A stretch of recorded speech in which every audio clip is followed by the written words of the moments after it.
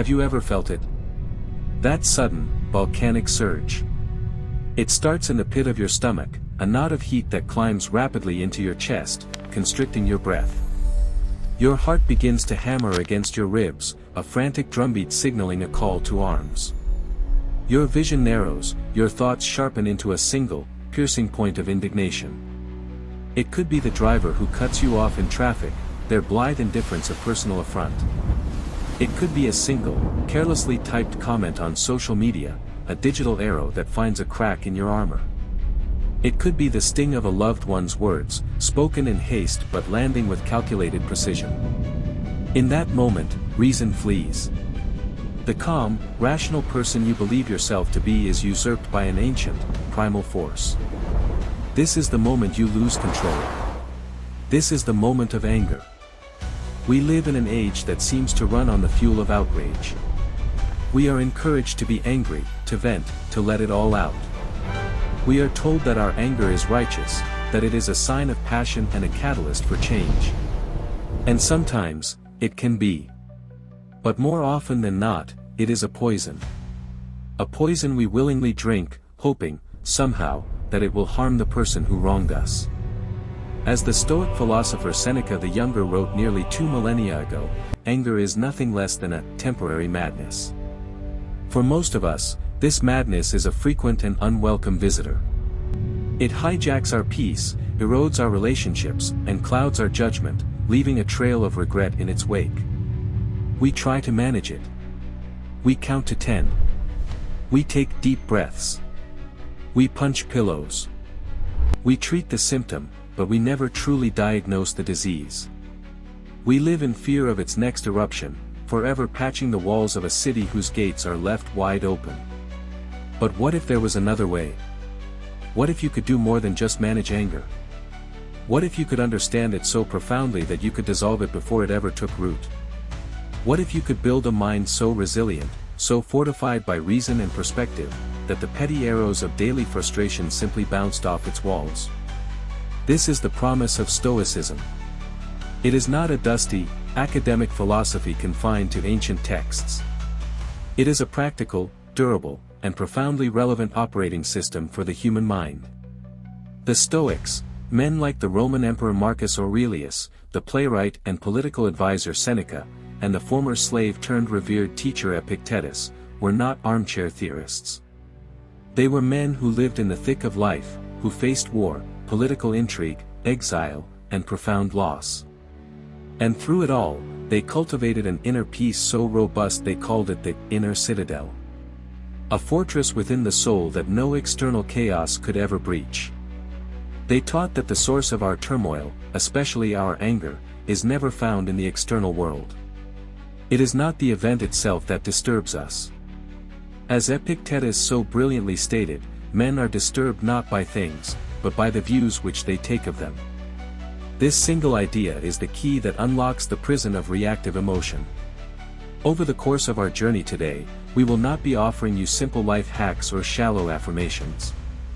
We will be embarking on a deep and comprehensive exploration of the Stoic art of tranquility. We will become architects of the mind, learning to lay the foundations of an unshakable character. We will deconstruct the anatomy of anger, wield the essential tool of the dichotomy of control, forge a space for reason through the power of the pause, and learn to alchemize adversity into wisdom through the practice of cognitive reframing. This is your invitation to begin construction on your own inner citadel. It is a lifelong project, but it is the most worthy one you will ever undertake. So find a quiet space. Settle your mind. And prepare to learn not how to fight your anger, but how to rise above it, leaving it behind as you ascend to a higher plane of reason, resilience, and true inner freedom. Section 1, The Anatomy of Anger, Deconstructing the Beast. Before a general can defeat an enemy on the battlefield, he must first understand its nature. He must know its strengths, its weaknesses, its tactics, and the terrain upon which it fights. To conquer the inner beast of anger, we too must become strategists of the psyche. We must dissect this powerful emotion, not with fear, but with the cold, clear light of reason. What is anger, really? Seneca, in his masterwork, On Anger, provides the most chilling and accurate diagnosis. He calls it a madness, an acid that does more harm to the vessel in which it is stored than to anything on which it is poured. Think about the physicality of it. The flushed face, the tensed muscles, the racing heart. This is your body in a state of emergency, flooded with adrenaline and cortisol. It is the fight-or-flight response, an ancient survival mechanism designed to help us fend off a predator. But in the modern world, the predator is a slow internet connection, a critical email, or a spilled coffee. Our physiological response is wildly disproportionate to the actual threat. We are using a cannon to shoot a fly, and the recoil shatters our own inner peace. The Stoics understood that this explosive reaction is not an isolated event. It is the final stage of a subtle, internal process. Anger, they taught, rarely travels alone. It is often the violent offspring of two other deep-seated cognitive errors, what other traditions have called the three poisons of the mind: delusion and frustrated desire. First, consider desire. At its root, anger is almost always a response to a blocked goal or a violated expectation. You desire to get to work on time, but traffic blocks your path. Anger arises. You expect a friend to be reliable, but they cancel plans at the last minute. Frustration, a close cousin of anger, appears. You desire respect, but someone insults you. Rage ignites.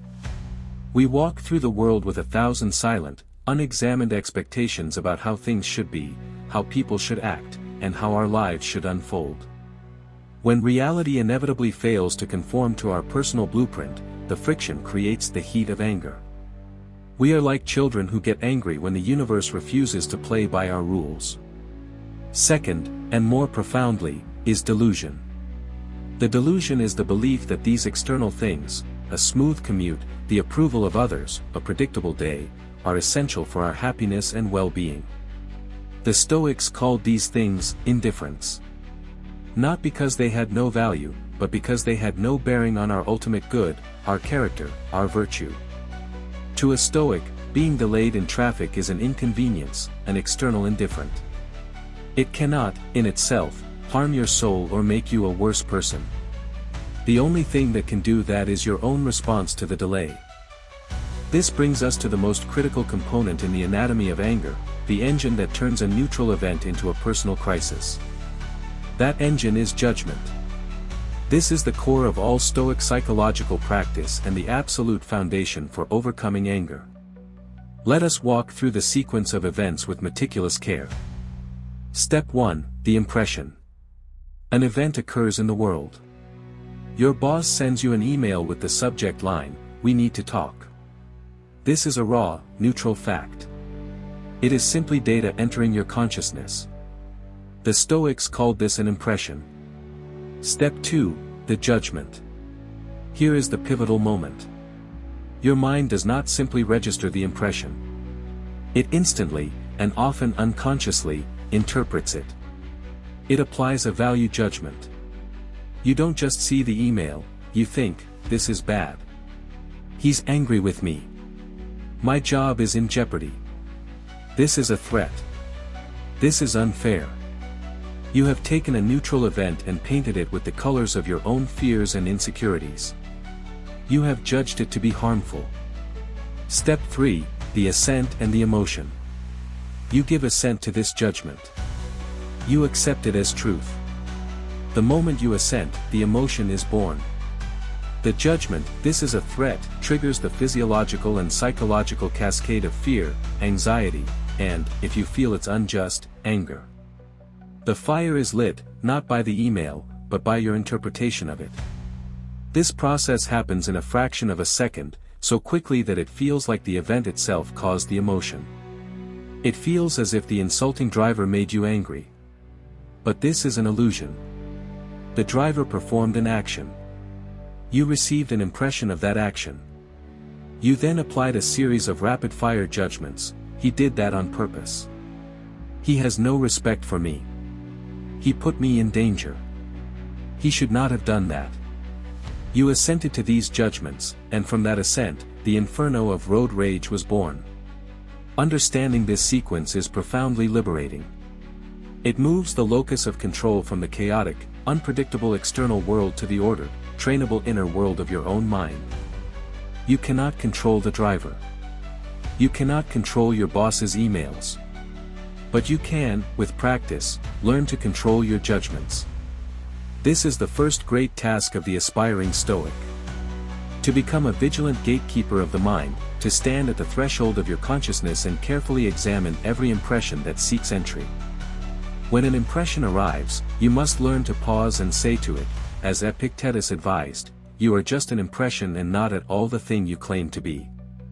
You must learn to strip it bare, to see the event for what it is, separate from the story you are telling yourself about it. The boss sent an email. That is all. The rest is your own creation.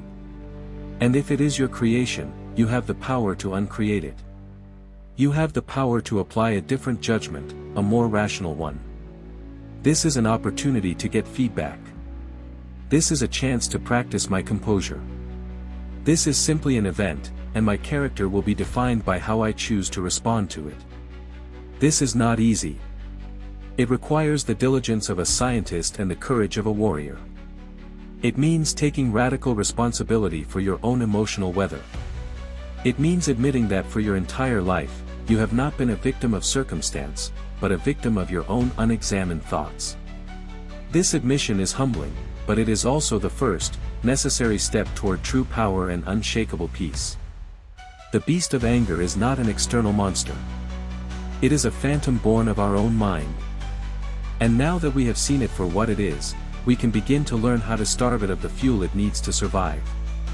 Section 2, the Dichotomy of Control, the first line of defense. Imagine a fortress. For it to be truly secure, its defenders must know exactly what lies within its walls and what lies outside.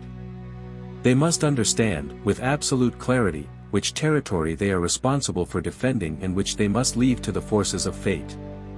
To waste soldiers and resources defending a field miles away while the main gate is left unguarded is the height of strategic folly.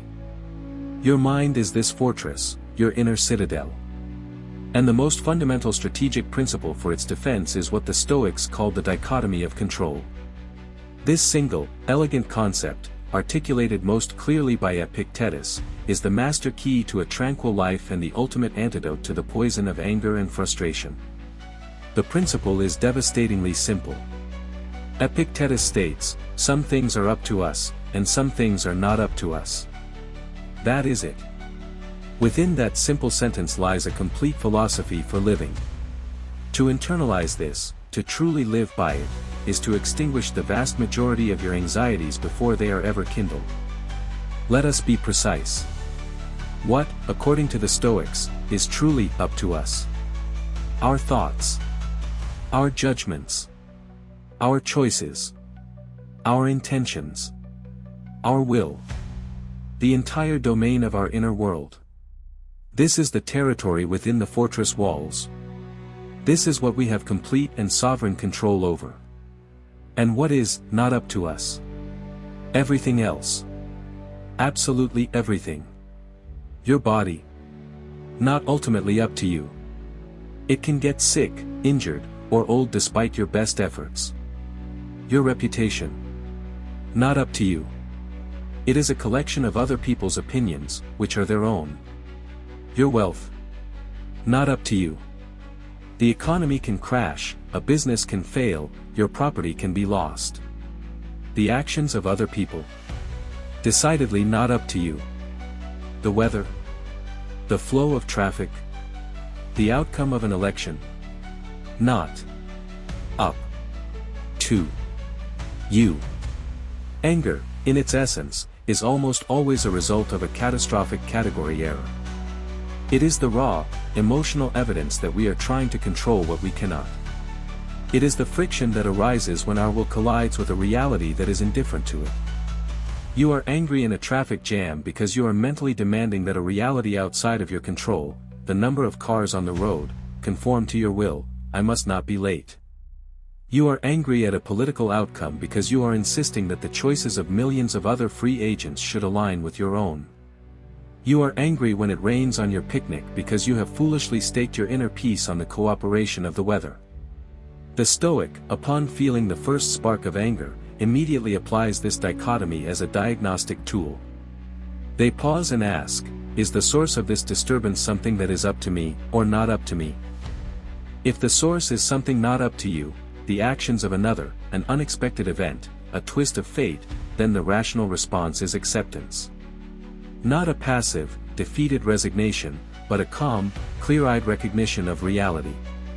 Marcus Aurelius, in his Meditations, constantly reminded himself to accept what is outside his control as a doctor accepts the realities of the body or a farmer the realities of the seasons. To rage against it is as insane as a sailor screaming at the wind. The wind does not care. Your screaming only exhausts you and makes you a less effective sailor. The wise sailor doesn't waste energy cursing the storm, they focus all their effort on what is up to them, manning the sails, steering the rudder, and keeping the ship steady. If, however, the source of the disturbance is something up to you, a hasty judgment you have made, a virtue you have failed to practice, a responsibility you have shirked, then the appropriate response is not anger, but self-correction. You turn your attention inward and focus on improving what is yours to command. Let's apply this to a common scenario. A colleague takes credit for your work in a meeting. The initial impression is one of injustice. The unstoic mind immediately judges this as a terrible, harmful event and assents to it, producing anger. You fume, you plot your revenge, you complain to others. You are now expending all of your precious mental energy on things you cannot control, your colleague's character, what others in the meeting now think, the past event of the meeting itself. You have abandoned your fortress to fight a battle on enemy territory, a battle you cannot win. The Stoic practitioner, however, takes a different path. They feel the initial sting of the impression, but they do not immediately assent. They apply the dichotomy. My colleague's actions. Not up to me. Their lack of integrity is their problem, a stain on their character, not mine. The opinions of my boss and others. Not up to me. I cannot crawl inside their heads and force them to see the truth. The fact that this happened. Not up to me. The past is immovable. So, what is up to me? My judgment about this event. I can choose to see it not as a catastrophe, but as an opportunity to practice temperance instead of rage, courage instead of bitterness, and justice instead of petty revenge. My actions moving forward. I can calmly and professionally document my work. I can, at an appropriate time, speak to my boss, not with anger, but with facts. I can choose to be an example of integrity, which is the most powerful response of all. Do you see the radical shift? The first person is a helpless victim, their inner state dictated by the actions of another. The second person is a sovereign agent, in complete command of their inner citadel, using the event as a chance to fortify its walls even further. One is a slave to circumstance, the other is free. Living this way requires constant vigilance. It is a daily practice. You can start by performing a simple mental exercise each morning. Think about the day ahead. What challenges might you face? A difficult commute? A demanding client? A family disagreement? Now, for each one, mentally draw the line. The traffic is not up to me, but my choice to leave early and my attitude in the car is. The client's mood is not up to me, but my professionalism and patience are. My partner's reaction is not up to me, but my own words and my willingness to listen are. This practice is not about becoming unfeeling or detached. It is about becoming effective. It is about conserving your finite emotional and mental resources for the only battlefield where you can actually win a victory, the battlefield of your own mind. When you stop fighting unwinnable wars against reality, you discover a profound sense of peace and an incredible reservoir of strength you never knew you had. You realize that your fortress was never truly under attack from the outside. The only threat was ever from within, from the confusion of a mind that had not yet learned the first and most important rule of engagement. Focus only on what you can control. Section 3, The Power of the Pause, Forging the Space for Reason. The Stoic understanding of judgment and the dichotomy of control provide the strategic blueprint for a tranquil mind. But in the heat of the moment, when an insult is hurled or a crisis erupts, strategy can feel a world away. The gap between a raw impression and a reasoned response can seem impossibly small. The temporary madness of anger can overwhelm us before our rational mind even has a chance to arm itself. How, then, do we create the time and space necessary for reason to work its magic?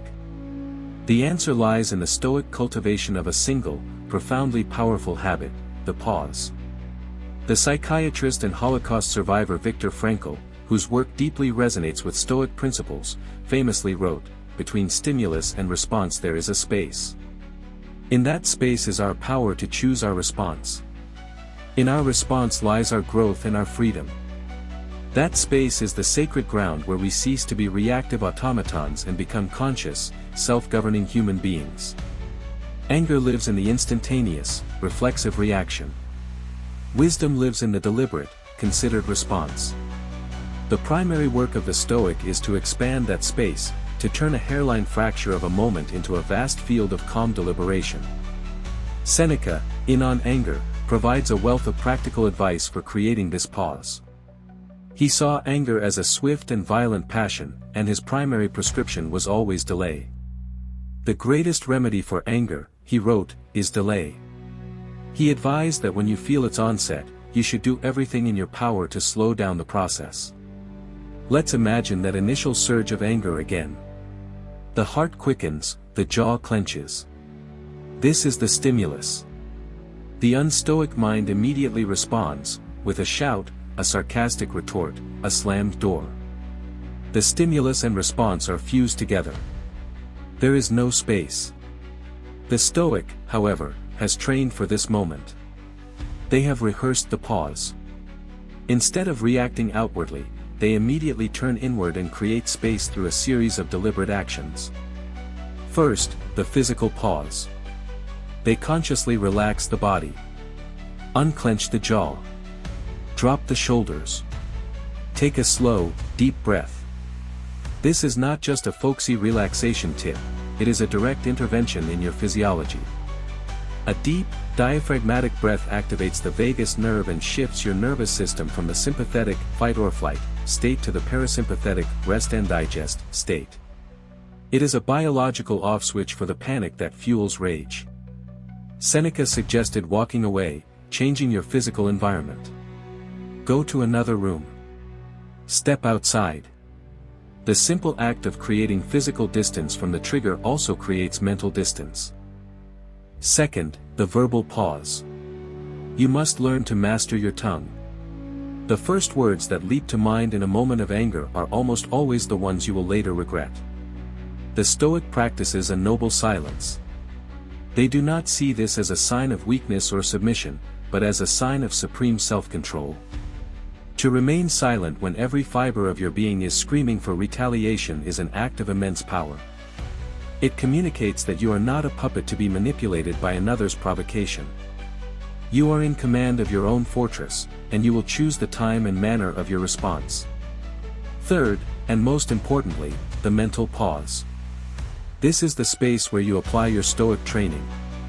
Having created a buffer through physical and verbal delay, you can now begin to analyze the impression with reason. You ask the critical questions. Is this in my control or not in my control? What is the underlying judgment I am making here? Is that judgment true and rational? What would be the virtuous response? What would wisdom demand? What would justice require? What would temperance look like in this situation? Consider the example of being criticized unfairly by your boss in front of your team. The stimulus is the criticism. The untrained response is to become defensive, to argue back, to feel humiliated and angry, and to spend the rest of the day seething with resentment. The Stoic pause changes everything. You feel the sting, the impression. You take a slow, silent breath, physical pause. You hold your tongue, perhaps nodding slightly to acknowledge you've heard, verbal pause. Then, you create the mental pause. You step back and observe your own rising emotions as if from a distance. You tell yourself, anger is beginning to rise. My ego feels attacked. You then apply your logic, my boss's opinion is external to me. It is not in my control. My reputation is not in my control. My dignity and character, however, are entirely in my control. To lash out now would be to surrender that control. It would be intemperate and unwise. The most powerful and virtuous response is to remain calm, listen to the feedback without immediate judgment, and address the substance of the issue later, when reason has fully returned. In that moment of paused reflection, you have transformed a potential disaster into a training exercise for virtue. You have not suppressed your anger, you have examined it, understood it, and chosen not to assent to its irrational demands. You have widened the space between stimulus and response, and in that space, you have found your freedom. This is a skill that must be drilled, like a soldier practicing disassembling and reassembling their rifle until it can be done in the dark. You must practice the pause in small moments so that it becomes second nature in large ones. When you get a frustrating email, wait 5 minutes before you begin to type a reply.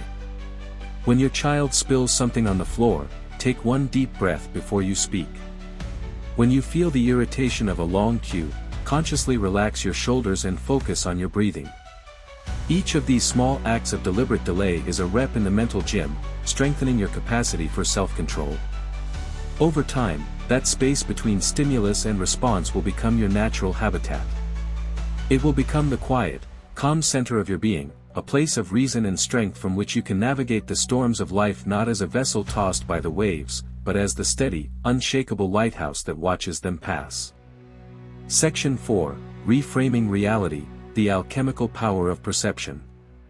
We have learned to dissect anger, to focus on what we can control, and to create a pause for reason to enter. These are the defensive measures, the shields that protect our inner citadel from immediate assault. But Stoicism offers more than just defense. It offers a radical and transformative offense, a way to not just endure hardship, but to welcome it, to not just withstand frustrating events, but to use them as fuel for our own growth. This is the alchemy of the Stoic mind, the power to reframe reality itself. This is perhaps the most advanced and powerful aspect of the philosophy. It moves beyond simply managing negative emotions and aims to transmute them into positive virtues. It is grounded in the conviction that the universe is a rationally ordered whole, and that everything that happens, without exception, is a necessary part of that order. The first and most famous of these reframing techniques comes from the pen of the emperor himself, Marcus Aurelius. He wrote, "The impediment to action advances action. What stands in the way becomes the way." Read those words again. What stands in the way becomes the way. This is not a clever aphorism, it is a complete reversal of our normal way of thinking. For most of us, an obstacle is a reason to stop, a source of frustration and anger. For the Stoic, the obstacle is the path. The problem is the opportunity. The thing that is preventing you from practicing one virtue is, in fact, the perfect opportunity to practice another. Your flight is cancelled. You were on your way to a relaxing vacation. The obstacle, the cancelled flight, is preventing you from practicing the virtue of enjoying your holiday. The untrained mind becomes angry and frustrated. This is ruining everything. The Stoic mind applies the reframe, what stands in the way becomes the way. The original path, the path of easy relaxation, is blocked. But a new path has just opened up. This is now my opportunity to practice patience. This is my chance to practice kindness to the stressed airline staff. This is my training ground for creativity in finding a new solution. This is a moment to practice equanimity in the face of uncertainty. The obstacle did not block my path to virtue, it became my path to virtue. The cancelled flight, reframed, is no longer a disaster. It is a gift from the Stoic gods, a surprise session in the mental gymnasium. This mindset is closely linked to another profound Stoic concept, Amor Fati, or the love of fate. Popularized by the philosopher Friedrich Nietzsche but deeply rooted in Stoic thought, Amor Fati is the practice of not just accepting, but embracing everything that happens in your life as if you had chosen it yourself. It is the belief that every event, every twist of fortune, every loss, every frustration, is a necessary and integral thread in the magnificent tapestry of your existence. To love one's fate is to say yes to reality unconditionally. When someone insults you, the Amor Fati practitioner thinks, good. An opportunity to practice forgiveness and to test my indifference to the opinions of others. When a project fails, they think, excellent. A lesson in humility and a chance to learn what doesn't work. This is not a Pollyanna-ish positive thinking. It is a rugged, resilient, and joyful affirmation of life in its totality, with all its sharp edges and bitter pills. It is the ultimate antidote to complaint, which is the language of those who believe reality should be different than it is. To cultivate this transformative perspective, the Stoics employed specific mental exercises. One of the most powerful is the practice known as the view from above. When you are consumed by anger over a seemingly monumental problem, a betrayal, a financial setback, a professional failure, the Stoics advise you to use your imagination to zoom out. First, see yourself in the room. Then, see the room in the building in the city on the continent on the planet Earth, a small blue marble suspended in the vast, silent blackness of space. See our solar system, a tiny speck in the Milky Way galaxy, which is itself just one of hundreds of billions of galaxies hurtling through an incomprehensibly vast cosmos. Then, zoom out in time.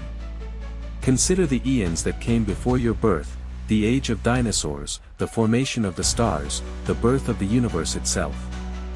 Then consider the eons that will come after you are gone, when your name, your struggles, and all traces of your existence have vanished without a trace. From this cosmic perspective, what happens to your monumental problem? It shrinks. It evaporates into the insignificance from which it came. The insult that seemed so world-shattering becomes a meaningless vibration of air. The professional setback that felt like the end of your life becomes a tiny, forgotten blip in the grand sweep of cosmic history. This practice is not meant to induce nihilism, but to restore proper perspective. It drains the anger from a situation by revealing its true, minuscule scale. It reminds us not to give cosmic importance to trivial events. Finally, the Stoics reframe their relationship with others through the lens of empathy and understanding. A core tenet of Socratic and Stoic thought is that no one does wrong willingly. When people act with malice, cruelty, or injustice, it is because they are ignorant of the good. They are mistaken about what will bring them happiness. Their souls are, in a sense, unwell. When someone wrongs you, the standard reaction is anger. But the Stoic reframe is to see that person not as a malicious enemy, but as a misguided, unfortunate individual who deserves pity, not hatred. You wouldn't get angry at a person for having a fever or a broken leg. You would feel compassion. Similarly, why get angry at a person whose mind is sick with ignorance, greed, or fear? Marcus Aurelius repeatedly told himself in the morning to expect to meet selfish, angry, and treacherous people, but then he immediately reminded himself that they are this way because they cannot tell good from evil. This reframes their actions from a personal attack on you to a symptom of their own inner poverty. This does not mean you excuse their behavior or allow them to harm you. You still take just and practical action. But you do so without the corrosive poison of anger. Your response is driven by a desire for justice and correction, not by a lust for personal vengeance. You act like a doctor treating a disease, not a warrior slaying a foe. These reframing techniques are the heart of Stoic practice. They are not easy. They require a disciplined imagination and a genuine commitment to seeing the world differently. But they hold the power to create a profound and lasting shift in your being. They teach you that you are not a passive recipient of reality. You are an active co-creator of your experience. The world gives you the raw material, the events, the people, the challenges. But you, and you alone, have the power to decide what to make of it. You can choose to see it as a source of endless frustration, or you can, with the alchemical power of a trained mind, choose to see it as the perfect, custom-designed curriculum for your own journey toward wisdom. Section 5, Cultivating the Virtues, Building the Unshakable Character. We have journeyed through the intricate defenses and transformative strategies of the Stoic mind. We have learned to understand anger, to control our focus, to pause for reason, and to reframe reality. But all of these practices, as powerful as they are ultimately in service of a single, overarching goal. They are not ends in themselves. They are the tools and techniques used to build the final, impregnable structure, a character founded on virtue. For the Stoics, this was the telos, the ultimate purpose of life. To live a good life, a life of eudaimonia, often translated as flourishing or fulfillment, was not about accumulating wealth, fame, or pleasure. It was about one thing and one thing only, living in accordance with virtue. Virtue was the sole good. Everything else, health, wealth, reputation, even life and death, was an indifferent. This is a radical idea. But when you grasp it, you understand that virtue is the ultimate antidote to anger, because anger is almost always our reaction to the frustration of an indifferent. We get angry when our pursuit of health is blocked by illness, our pursuit of wealth is blocked by financial loss, or our pursuit of a good reputation is blocked by slander. But if you truly believe that the only thing that is good is your own virtuous character, then these external events lose their power to disturb you. Nothing and no one can prevent you from being virtuous. In fact, as we have seen, obstacles are often the very best opportunities to practice virtue. The Stoics organized virtue into 4 cardinal qualities. These are the 4 pillars upon which the inner citadel is built. To cultivate them is to become immune to the madness of anger. Let us examine each one, for they are the blueprint for an unshakable soul. 1. Wisdom, or prudence. This is the chief virtue, the one that directs all others. Wisdom is the ability to see the world as it truly is. It is the knowledge of what is good, what is bad, and what is indifferent. A wise person does not make the category errors that lead to anger. They do not mistake wealth for a good, or slander for a bad. They see them clearly as indifference. Wisdom is the clear-eyed reason that stands as the gatekeeper of the mind, calmly assessing each impression and preventing the faulty judgments that give birth to destructive emotions. To cultivate wisdom is to study, to reflect, to engage in the kind of deep thinking we are doing right now. It is the commitment to understanding yourself and the nature of reality. 2. Justice. This is wisdom applied to our social world. Justice is the virtue of treating others with fairness, integrity, and kindness, even when they have wronged us. Anger screams for revenge, for disproportionate retaliation. It wants to harm those who have harmed us. Justice, guided by wisdom, understands that this is a mistake. It recognizes the shared humanity in all people and understands, as we discussed, that those who do wrong do so from ignorance. The just person does not seek vengeance. They seek to correct, to teach, and to restore balance, all without the poison of personal hatred. To practice justice is to ask in any situation, what is the fair and right thing to do for everyone involved? This question is a powerful coolant for the hot flames of rage. 3. Courage, or fortitude. This is not just bravery in the face of physical danger. For the Stoics, courage is primarily moral and psychological. It is the endurance to face hardship, pain, loss, and criticism with a steady mind. It is the inner resilience that allows you to stand firm in your principles when it would be easier to give in. Anger is often a mask for fear and weakness. We lash out because we feel threatened or helpless. Courage is the antidote. The courageous person does not need to get angry when faced with adversity because they have the inner strength to withstand it. They can absorb the blows of fate without complaint and without losing their composure. To cultivate courage is to intentionally expose yourself to small discomforts, to practice what Seneca called voluntary hardship, so that you are prepared when real hardship arrives.